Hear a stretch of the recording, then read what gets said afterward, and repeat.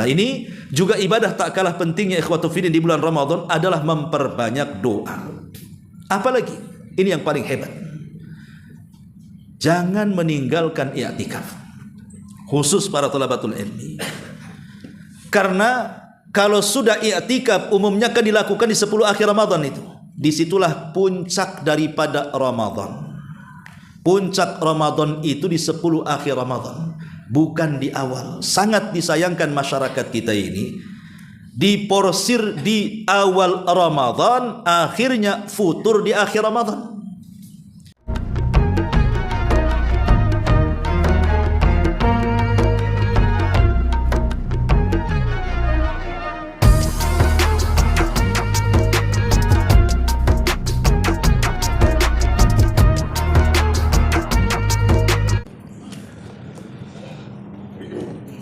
Ya, kita lanjutkan. Bismillahirrahmanirrahim. Bihamdillah wassalatu wassalamu ala Rasulillah wa ala alihi wa sahbihi wa mawalah wa la hawla wa la quwata illa billahi wa ba'du. Hadirin dan hadirat yang dimuliakan Allah Subhanahu wa taala. Tadi kita sudah menjelaskan tentang dua ibadah mulia di bulan Ramadan, puasa dan juga salat tarawih. Kita tahu bahwa Ramadan dimuliakan oleh Allah Subhanahu wa taala, salah satu sebab terbesarnya karena di bulan ini diturunkan Al-Quran. Makanya Allah Subhanahu wa taala mengatakan dalam surah Al-Baqarah 183, Syahru Ramadhan alladhi unzila fihil Quran. Bulan Ramadan itu adalah bulan diturunkannya Al-Quran. Dan Al-Quran diturunkan di bulan Ramadan itu ada dua jenis. Pertama, maksudnya adalah ibtidaan, permulaan turunnya kepada Rasul itu terjadi di bulan Ramadan. Dengan kata lain, ketika Rasul berada di Gua Hira, datang malaikat Jibril, kemudian membacakan suratul Alaq 1-5, itu peristiwanya terjadi di bulan Ramadan. Adapun ayat-ayat yang lainnya bisa saja turun di Ramadan, bisa di luar Ramadan, tapi permulaannya di bulan Ramadan. Makna yang kedua, maksudnya Al-Quran turun di bulan Ramadan itu bukan permulaannya, tapi secara keseluruhannya 30 juz. Tapi bukan kepada Nabi SAW. Diturunkan oleh Allah dari Lauhil Mahfud ke Baitul Uzza yang ada di langit pertama.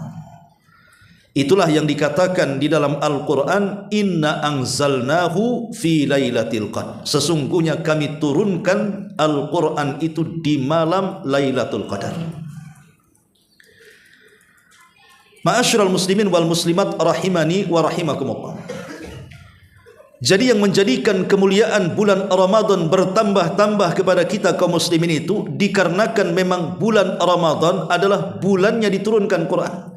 Berarti Ramadan adalah syahrul Quran, bulan daripada Al-Quran. Kalau kita sudah tahu bahwa Ramadan adalah bulannya Al-Quran, berarti amalan yang ketiga setelah puasa kemudian tarawih, memperbanyak baca Quran. Bahkan puasa dan Al-Quran itu kelak pada hari kiamat akan datang kepada Allah, dan dua-duanya akan memberikan syafaat kepada kita. Puasa akan datang kepada Allah dan mengatakan, Ya Rabb, mana'tuhu ta'ama wasyaraba wasyahwah fasyafi'ni fi. Kata puasa, ya Allah, gara-gara aku dia tahan laparnya, gara-gara aku dia tahan hausnya, dan gara-gara aku dia tahan syahwatnya, berikan syafaat kepadanya ya Rabb.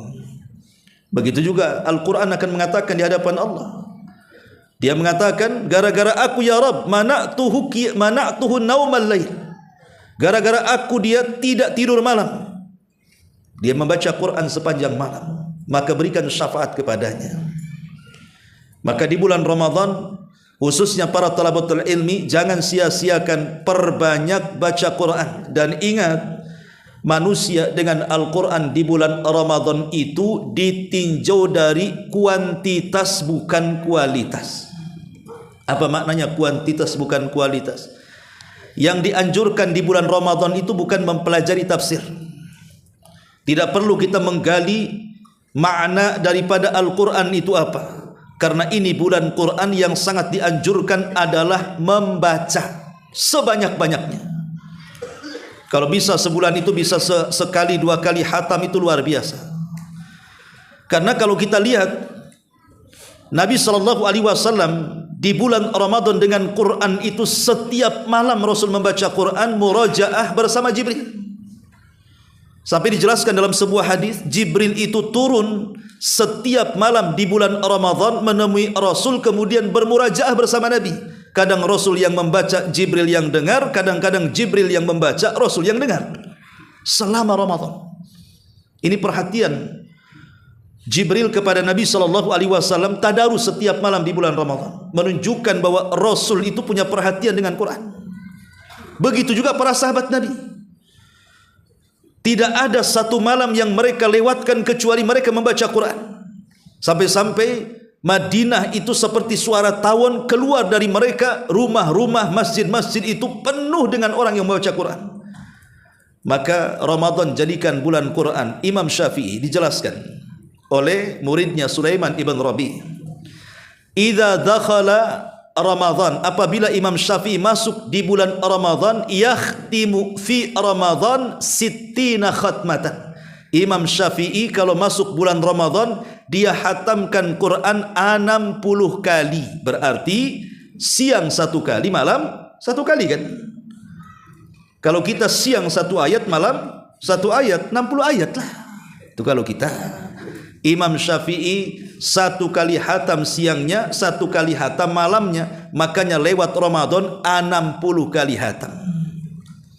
Imam Bukhari, dia hatamkan kalau siang satu kali, kalau malam habis tarawih 3 malam satu kali. Itu Imam Bukhari. Bahkan Imam Malik kalau datang masuk Ramadan tidak ada daras. Daras hadis ditutup. Dia pun mengambil mushafnya, padahal dia hafal Quran tuh. Tapi dia tetap membaca Quran dari mushafnya supaya tidak terganggu dan terjadi konsentrasi di sini. Kalau antum baca Quran dari handphone, nggak akan jalan. Pasti baru baca seayat dua ayat, masuk WA, ayatnya bersambung ke WA biasanya. Ya kan? Nanti lebih lama tuh WA-an. Rupanya dalam WA cepat balik, nggak jadi baca Quran, balik dia. Kan isi WA-nya sudah balik. Ya. Tapi kalau di mushaf, mau WA ke mushaf macam mana caranya? Di mushaf itu tidak ada program Facebook, tidak ada program YouTube, ya itu memang murni Al-Quran. Makanya Imam Malik mengajarkan kalau datang bulan Ramadan, ambil mushaf, jangan pakai handphone, supaya konsentrasi. Begitu juga para ulama yang lainnya. Kan manusia dengan Quran itu kan ada 3 kelompok ya. Pertama, ada orang yang lancar baca Qurannya. Saya yakin para talabatul ilmi antum ini pasti lancar baca Qurannya, karena memang terbiasa baca Quran. Yang kedua, ada orang yang tertatih-tatih, boleh jadi baru belajar. Yang ketiga, boleh jadi ada orang yang dengan Quran tak bunyi karena tak bisa baca. Maka kalau antum dianugerahkan mampu lancar membaca Quran, maka utamakan kuantitasnya, perbanyak baca, kejar hataman. Tentu dengan cara tertib. Kejar hataman. Kalau bisa Ramadan ini 3-4 kali hatam. Bagi yang tidak lancar baca Qurannya, tetap baca. Tidak usah pikir mau hatam. Baca aja belum benar, pikir mau hatam pula. Baca saja. Karena orang yang tertatih-tatih dalam membaca Quran, kata Rasul, walladzi yatata'u fihi lahu ajran. Siapapun yang membaca walaupun tertatih-tatih tetap dapat 2 pahala. Pahala baca Qurannya dan pahala ijtihad ketika baca Qurannya. Tetap dapat 2 pahala. Yang tak bunyi karena tak bisa baca Quran, cukup dengar. Beli kaset, atau mungkin sekarang kan bisa dari handphone. Dengarkan tuh, saya Sudes atau saya siapa kan, dari awal sampai akhir. Nanti selesai dengarkan lagi dari awal sampai akhir. Karena Rasul pun terkadang rindu mendengarkan bacaan Quran. Satu hari dia memanggil Abdullah ibn Mas'ud dan mengatakan, bacakan kepadaku Quran wahai ibnu Mas'ud. Kata Ibnu Mas'ud, ya Rasulullah, Quran Allah turun kepadamu, ngapain aku baca untukmu? Kata Rasul, baca saja. Akhirnya dia baca surah An-Nisa. Rasul rindu membaca dan mendengarkan. Dan anehnya kalau kita melihat di zaman dulu prioritas Al-Quran itu nomor satu. Apabila Nabi SAW mengutus sebuah pasukan perang, maka Rasul tidak akan pernah bertanya kepada orang yang akan memimpin pasukan itu, apakah engkau bisa bela diri, engkau bisa silat, engkau pandai cimande. Tidak akan bertanya soal masalah bela diri. Kau bisa apa? Memanah, menombak, berkuda. Bukan itu pertanyaan yang pertama bagi siapapun yang akan memimpin perang. Tapi yang pertama pertanyaan Rasul, kam hafidtum min kitabillah. Berapa banyak surat yang kau hafal? Itu pertanyaan pertama tuh. Nanti sahabat mengatakan hafidtu surata kadza wa kadza, aku hafal surat ini dan itu. Yang lain mengatakan hafidtu surata kadza wa kadza. Maka kata Nabi SAW kepada yang paling banyak hafalannya, anta imamuhum, kau jadi imamnya. Lihat, yang hafalan terbanyak jadi imam perang. Karena zaman dulu imam perang juga imam salat. Sampai ada satu kasus, ada seseorang yang dipilih oleh Rasul karena banyak hafalannya, tapi ketika jadi imam kulhu terus setiap rakaatnya. Jadi sahabatnya mengatakan, ya fulan, kau dipilih Rasul itu supaya bacaan Qur'annya panjang, asik kulhu aja kau baca, nanti kami laporkan kepada Nabi. Kata orang ini, terserah, kalau kau mau jadi makmumku ya silahkan, kau mau sholat sendirian tidak masalah, katanya. Mereka nggak berani karena siapapun yang sudah diangkat menjadi imam harus ditaati. Sampai menang perang, pulang lapor mereka kepada Nabi, Rasul, itu imam yang kau angkat menjadi imam perang dan imam solat, kalau perang oke lah, tapi kalau solat kenapa kulhu terus dia baca tuh? Akhirnya kemudian dipanggil oleh Rasul, betul kok kalau solat baca kulhu terus? Kata sahabat ini, betul wahai Rasul. Kenapa kau lakukan? Dia mengatakan, li'annaha sifatur rahman, karena dalam kulhu itu ada sifat Allah, ahad, somad, lam yalid, walam yulad, dan begitu seterusnya. Maka Rasul mengatakan, hubbuka iyaha adkhalakal jannah, kecintaanmu kepada kulhu karena ada sifat-sifat Allah bisa saja menjadikan engkau masuk surga. Tapi jangan dijadikan dalil sahabat ini asik kulhu aja kalau tarawih. Nih lihat, ya, sahabat ini kulhu terus nih setiap rakaatnya. Sahabat ini tahu apa arti kulhu. Kita ini tidak paham, yang tahunya itu surat paling pendek dalam Quran. Ya. Makanya di sini ikhwatu fillah muliakan Allah Azza wa Jalla, jadikanlah Quran ini sebagai tempat, atau kita berikan tempat khusus di bulan Ramadan. Jangan sampai datang bulan Quran kita pula tidak membaca Quran. Na'udzubillah. Ini yang ketiga. Yang keempat, ya, ibadah yang tak kalah penting di bulan Ramadan adalah bersedekah. Aisyah Ummul Mukminin radhiyallahu an sampai mengatakan, kana Nabi sallallahu alaihi wasallam ajwadun nas wa ajwadu ma yakunu fi Ramadan hina yalqahu Jibril. Aisyah bercerita, Nabi itu manusia yang paling dermawan di luar Ramadan, tapi kalau sudah datang Ramadan makin parah lagi kedermawanannya. Jangan pula senyum ke pagar, senyum ke tembok, ya. Senyum ya ke orang, nanti disangka gila pula. Ya. Jadi bagi yang tidak bisa pakai materi, ya non materi, senyum, berkata-kata santun, membantu orang dengan tenaga, mengajak orang kepada kebaikan, mencegah orang dari kemungkaran, dan begitu seterusnya. Walaupun tentunya dengan materi jauh lebih baik sedekah di bulan Ramadan.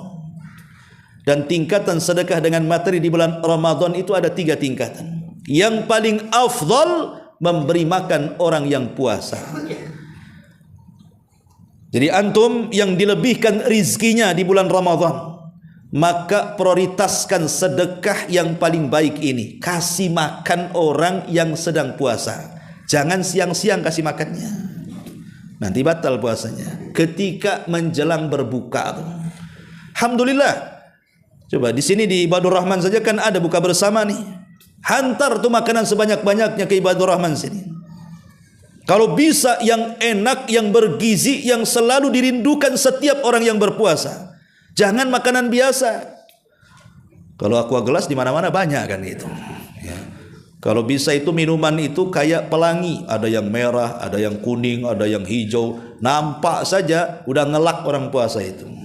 Kalau bisa makanan yang enak, rendang, opor, itu mantap. Kan itu dicari orang itu. Kan itu. Goreng bakwan, ini lagi goreng bakwan. Goreng tahu lagi. Itu pun yang 2 hari dihangetin. Aduh. Ya. Jadi kalau bisa itu kasih makan orang yang berpuasa. Kata Nabi SAW, man fattara sa'iman kana lahu mithla ajri sa'imin la yanqusu min ajrihi syai'un. Siapapun yang memberi makan orang yang berpuasa, maka dia dapat pahala yang semisal dengan orang yang berpuasa tanpa mengurangi pahala dia yang berpuasa sedikit pun. Maka ini yang pertama, kasih iftar, kasih makan. Kalau perlu antum ajak ke rumah. Ya, kalau perlu ajak ke rumah. Abdullah ibn Umar tidak akan iftar kecuali ada orang miskin bersamanya. Begitu para sahabat. Bahkan ada seorang salafun saleh itu, setiap dia iftar dia bawa 50 orang makan di rumahnya. Karena dia tidak mau iftar sendirian. Bayangkan kalau kita ngasih makan iftar, kasih minum iftar, 10 orang makanan kita dan minuman kita dimakan dan diminum mereka, maka seolah-olah kita puasa selama 10 hari padahal tidak puasa. Kenapa? Karena dapat pahala mereka. Ini amalan sedekah yang paling afdol di bulan Ramadan adalah kasih makan orang puasa. Yang kedua, kasih makan orang sahur. Kasih makan orang sahur. Caranya gimana? Kan budaya di negeri kita alhamdulillah ada budaya baik. Kalau 10 akhir Ramadan kan biasanya ada orang itikaf tuh. Datang kepada panitia. Pak, saya titip uang 1 juta, belikan gulai kambing, ini sahur aku yang jamin. Kasih tahu orang yang itikaf sudah ada makanan. Mantap tuh. Ya. Kemudian yang ketiga, kalau kita sudah memberi makan orang yang berpuasa, ngasih makan orang yang sahur, maka tingkatan yang ketiga barulah kita memberi makan fuqara wal masakin. Boleh jadi mungkin ke pembangunan masjid, pesantren, panti-panti asuhan yang semacamnya. Begitulah prioritas sedekah di bulan Ramadan itu. Makmurkan Ramadan dengan sedekah. Ini juga salah satu ibadah yang keempat yang sangat dianjurkan. Kemudian yang kelima, Ramadan ini adalah ibadah. Ramadan ini adalah momen mustajab doa, ikhwan. Momennya orang itu kalau berdoa pasti mustajab, baik siangnya ataupun malamnya. Makanya kalau kita lihat ayat 180 berapa itu? 85 ke berapa? Tentang wa idza sa'alaka ibadi anni fa inni qarib ujibu da'watad da'i idza da'an falyastajibu li wal yu'minu bila allahum yarshudun. Apabila hamba-hambaku bertanya soal aku, katakan aku dekat, kata Allah. Akulah yang akan mengijabah setiap doa yang berdoa kepada aku, maka berimanlah kepada aku, niscaya aku akan berikan petunjuk kepada kalian. Ayat tentang pengabulan doa ini terapit di antara ayat-ayat Ramadan. Sebelumnya Allah mengatakan syahrul Ramadan alladzi unzila fihil Quran. Kemudian ayat wa idza sa'alaka ibadi, ayat tentang pengabulan doa. Kemudian uhilla lakum lailatas siyam. Berarti ayat pengabulan doa itu terjepit di antara ayat-ayat Ramadan. Apa maknanya? Kata ulama tafsir, doa di luar Ramadan mustajab, tapi doa dalam Ramadan lebih mustajab. Allah dekat dengan hambanya di luar Ramadan, tapi di bulan Ramadan jauh lebih dekat lagi. Maka karena Ramadan momen Allah lebih dekat dengan kita, Allah mudah mengabulkan doa-doa kita. Jangan remehkan doa di bulan Ramadan, terutama di 3 tempat. Pertama, indal iftar, saat menjelang berbuka, itu waktu mustajab. Kata Nabi SAW, thalathu da'awatin mustajabah. Ada 3 orang yang kalau berdoa pasti mustajab. Pertama, da'watul madlum, doa orang yang didolimi. Yang kedua, da'watul walid ala waladihi, doa orang tua kepada anak. Dan yang ketiga, da'watul sa'im inda fitri, doa orang yang berpuasa saat berpuasa. Tapi sayang, harusnya orang-orang di jam-jam mendekati berbuka itu harusnya sudah rapi menghadap kiblat, mengangkat kedua tangan, kemudian mengatakan Allahumma atik riqabana minan nar, ya Allah merdekakan aku dari api neraka. Kemana mereka jam-jam segitu coba? Umumnya masyarakat justru jam-jam segitu sedang berjubel di pasar kaget tuh. Sedang milih kue lapis, kue ini, kue itu. Berjubelnya itu pasar kaget biasanya dari jam 5 sampai setengah 6 tuh. Bahkan ada pasar-pasar di Batam ini kalau sudah masuk banyaknya luar biasa. Itu jam-jam berdoa, ngapain di situ berjubel coba? Kadang-kadang yang lebih parah bukan nyerbu pasar, alasannya ngabuburit. Bukan ngabuburit sampai maghrib, bukan ngabuburit itu namanya. Di jalan lo waktunya berdoa dia belum sampai ke rumahnya. Lah ini kan rugi orang-orang yang seperti ini. Maka menjelang berbuka, ingat menjelang berbuka, sisihkan 15 menit, 10 menit ataupun 5 menit berdoa kepada Allah. Inilah kesempatan kita dibebaskan dari api neraka. Kata Rasul, lillahi utaqa'u minan nar wa dzalika kulla lailati min ramadhan wa dzalika inda fitrihi, kata Rasul. Allah itu setiap malam di bulan Ramadan akan memerdekakan hamba-hambanya. Kapan?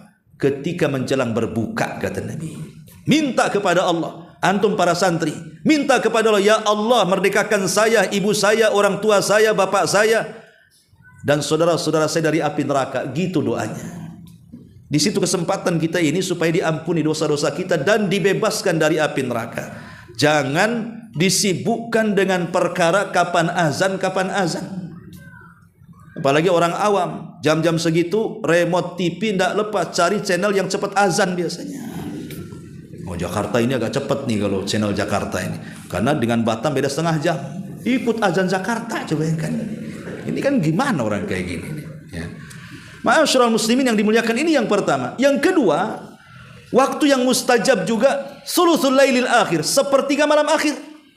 Itu waktu mustajab, Allah turun itu. Kalau di luar Ramadan Allah turun dan mengatakan, man yad'uni fa astajibalah wa man yas'aluni fa utiya wa man yastaghfiruni fa aghfirlah. Siapa yang berdoa ku kabulkan, siapa yang minta ku kasih, siapa yang minta ampun ku ampuni. Apalagi di bulan Ramadan. Dan saya yakin di bulan Ramadan semua orang pasti bangun di sepertiga malam, karena yang tidur saja diteriak-teriaki bangun, sahur, sahur, kan itu ya. Gimana nggak bangun? Ya, nggak mempan dengan sahur, obrok-obrok datang. Oh, di kota tuh, ya, nggak tahu di Batam nggak ada obrok-obroknya. Apa obrok-obrok di sini tuh? Biasanya keliling-keliling pakai musik, pakai ini. Zaman dulu hati-hati sadar hilang tuh. Ya. Tapi kalau sudah Ramadan itu pasti dibangunkan tuh. Dan pasti bangun. Ya. Kalau di luar Ramadan mau bangun sepertiga malam akhir, saya nggak yakin. Apalagi musim hujan dingin-dingin empuk, mau bangun setengah 3 dari Hong Kong kan itu. Kalau Ramadan itu dipastikan bangun, karena itu waktu sahur itu. Lah karena waktu sahur adalah sepertiga malam akhir, jangan kemudian hanya menitik beratkan kepada sahurnya saja. Sisihkanlah 10 menit untuk tahajud dulu, kemudian berdoa 5 menitnya, keminta kepada Allah. Kemudian yang terakhir, lah ini juga ibadah tak kalah pentingnya ikhwatu fiddin di bulan Ramadan adalah memperbanyak doa. Apalagi, ini yang paling hebat. Jangan meninggalkan i'tikaf. Khusus para thalabatul ilmi. Karena kalau sudah i'tikaf umumnya kan dilakukan di 10 akhir Ramadan itu. Disitulah puncak daripada Ramadan. Puncak Ramadan itu di 10 akhir Ramadan, bukan di awal. Sangat disayangkan masyarakat kita ini diporsir di awal Ramadan, akhirnya futur di akhir Ramadan. Kalau Ramadan boleh kita bagi 3, 1 sampai tanggal 10 dalam sepak bola itu disebut babak penyisihan itu. Semua peserta hadir dari kesebelasan. Kan begitu? Semua masjid tidak ada yang kosong, karena semua terlibat. Mau anak kecil, mau orang remaja, mau orang dewasa, mau orang tua, laki-laki, perempuan, yang hamil, yang bawa anak, semua tumpluk ke masjid. Kalau masjid itu ada 10 tingkat, 10-10-nya itu penuh. Kalau di awal 1 sampai tanggal 10 masih ramai lah, tempat sandal pun masih bisa untuk sholat. Tapi kalau 10 tengah, dari tanggal 10 sampai tanggal 20, ini namanya semifinal. Mulai runtuh satu-satu, mulai meninggalkan masjid, ada kemajuan, makin maju safnya, ya kan? Makin hilang, yang tadinya di tingkat 2 makin turun ke bawah, yang tadinya di tempat sandal masuk ke teras. Kemana orang ini? Nanti puncaknya, finalnya itu di 10 akhir Ramadan, hilang orang tuh. Padahal disitulah puncak Ramadan. Puncak Ramadan itu asyrul awakhir. Kata Nabi SAW, digambarkan oleh Aisyah radhiyallahu anha, kana an-nabiyyu sallallahu alaihi wasallam shadda mi'zarahu wa aiqadha ahlah. Rasul itu kalau 10 akhir Ramadan itu dikencangkan tuh yang namanya sarung, maknanya ditinggalkan keluarganya, difokuskan tahannut, takhalli dengan Allah Subhanahu wa taala. Kenapa? Karena di situ ada malam Lailatul Qadar. Dikejar oleh Nabi. Makanya di sini penting i'tikaf itu, karena hanya orang i'tikaf yang memungkinkan berjumpa dengan Lailatul Qadar. Kalau tidak i'tikaf, tinggal di rumah itu biasanya lalai, karena kalau sudah di rumah itu terlalaikan dengan segala hal. Tapi kalau orang sudah masuk masjid, hawanya hawa ibadah biasa. Hawanya hawa ibadah. Apalagi di bulan Ramadan, apalagi di masjid itu memang dibuat oleh panitianya semacam agenda jam segini dibangunkan jam segini harus qiyamul lail, tarawih dan begitu seterusnya. Makin lagi dia dapat Lailatul Qadar tuh. Maka ini penting di 10 akhir Ramadan jangan jangan tinggalkan i'tikaf. Tidak bisa 10 hari full siang malam, ambillah malamnya saja. Ya, ambil malamnya saja. Dan yang terakhir tentunya juga kita berdoa kepada Allah Subhanahu wa taala semoga kita disampaikan di bulan Ramadan. Allahumma ballighna Ramadan. Ya Allah, sampaikan umur kita ke bulan Ramadan dan kita bisa istiqomah di bulan Ramadan. Mudah-mudahan yang sedikit ada manfaatnya. Subhanallah bihamdika asyhadu an la ilaha illa anta astaghfiruka wa atubu ilaik. Allahu ta'ala alam. Assalamualaikum warahmatullahi wabarakatuh.